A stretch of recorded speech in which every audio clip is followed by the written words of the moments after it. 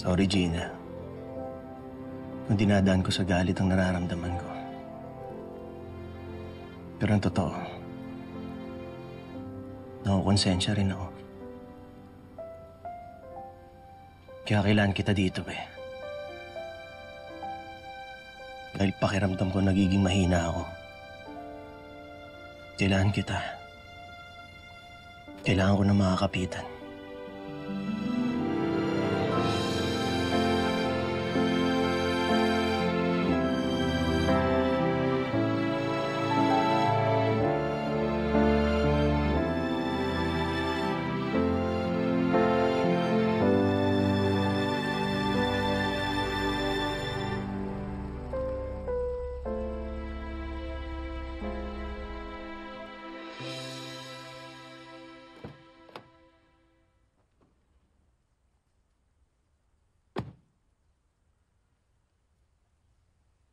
Hi, Robert.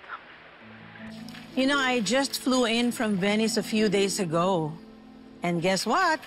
Andito na ako sa supermarket mo to check that everything is perfect at walang maling makakalusot sa akin. Wow, Viv. Ni hindi ka man lang nag-abiso. It's okay. I'm glad that you're back. Oh, I'll be there in a minute. Pero teka muna, sayang. Hindi mo nakita si Gina. She's now in New York. Really?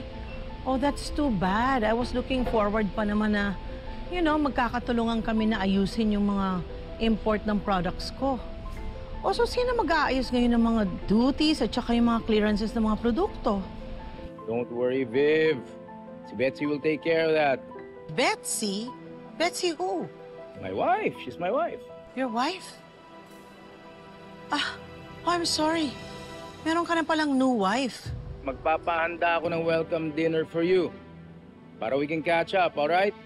Same time, makikilala mo na rin si Betsy. Okay.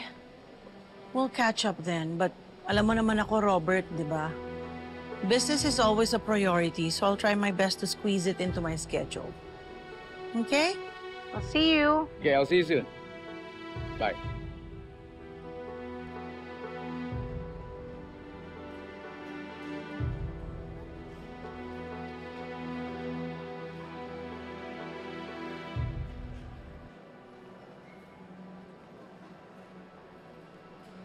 Oh, truffle mustard. Kini-carry na pala nila itong brand na to.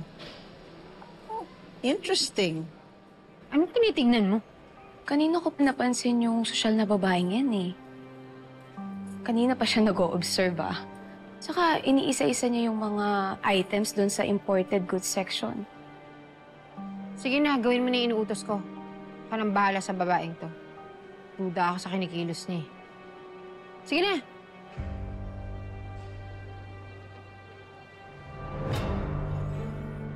Hoy, anong ginagawa mo? Shoplifter ka, no? Excuse me? Did I hear you right? You called me a shoplifter? Oo, at mukhang matagal mo nang gawain yan. Mga mamahalin at imported na items pa yung dinedekwat mo. This is really ridiculous. How dare you call me a shoplifter?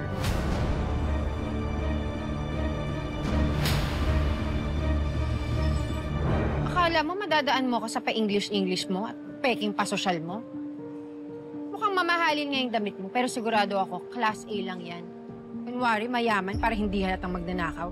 Pero sigurado ako, madami ka nang naposlip dyan sa bag mo.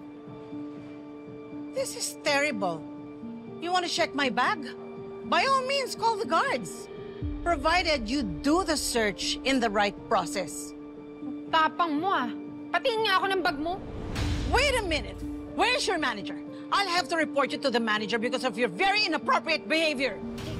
Gaga ka pala eh. Gusto mo akong i-report eh. Ako ang asawa ng may-ari ng supermarket na to. Really? I'm sorry, you don't look like one. And you definitely don't act like one. Hindi ko yung tipong papatulan ng lalaking sinasabi mong asawa mo.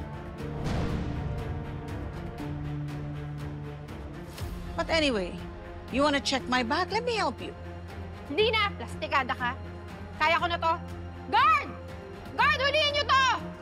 May shoplifter dito! Shoplifter to! Ay, huliin niyo na! Sino shoplifter? Ayan, Nasaan? Yung babaeng yan. Robert? Vivian! Ini-stress ako nitong staff mo eh. Well, finally, you're here. Hindi ako staff! At hindi rin ako shoplifter.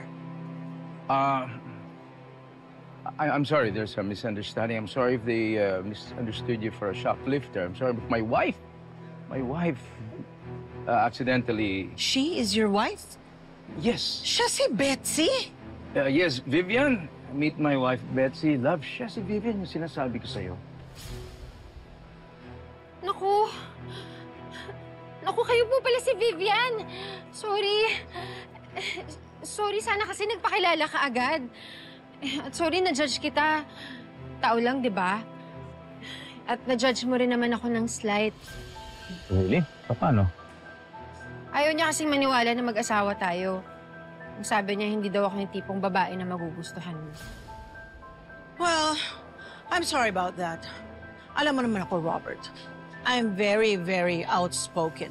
Especially when it comes to my opinions of people. Well, Vivian, why don't we do this? Why don't we continue our dinner tonight? I'm sure that both of you, can talk about things and get to know each other better. Right? Well, that could be a good idea.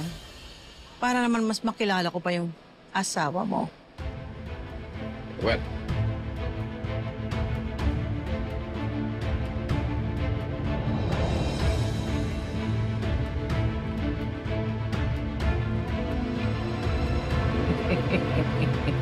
you're right, you're right. Oh my God. Unforgettable. I know. Can you imagine? 7 years ago na pala yung tour natin sa Europe. And isn't it amazing how time flies? I know, huh? Oh, we had so much fun, remember? I know. Grabe, remember, especially kami ni Minda. Yung scenic height namin dun sa... Cinque Terre. Cinque Terre, remember that? Eh, di kayo na nakapag-hike sa Europa. It was so much fun. Sobra. Whew. Oh, let me help you with that, Betsy. Eh, hindi na kaya ko na to. Hindi ko naman siguro kailangan makapunta pa ng Europa para matutong mag-crack ng alimasag.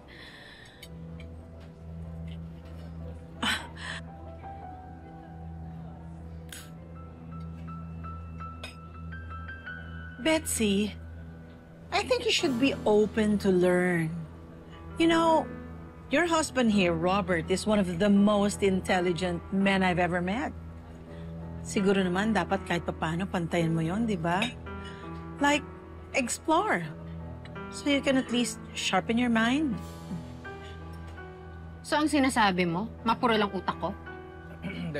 Love. Love, hindi yun ang ibig niyong sabihin. Hindi yun. Buti na lang kilala ako ni Robert. Right, Rob?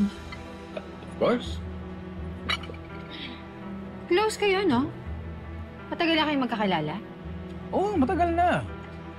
Love, college days pa. Alam mo, komportable kami sa isa't isa. Ang lalim na ng nagsamahan namin. Alam mo ba, let me tell you, siya ang aking first girlfriend. Mag-ex-jowa kayo?